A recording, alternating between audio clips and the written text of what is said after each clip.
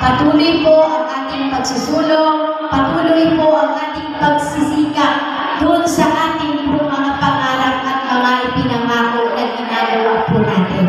At mas magiging madali ito para sa inyong lingkod sa mga darating na panahon kung ang 1GMA ay inyong tutulungan. At ang 1 Sigma ay ating tatangkilikin kasama ang ating 1 Cavite. Pwede po ba? Ayan. So, syempre po, tuloy-tuloy po tayo sa pagsisikap para po sa ating mga programang edukasyon.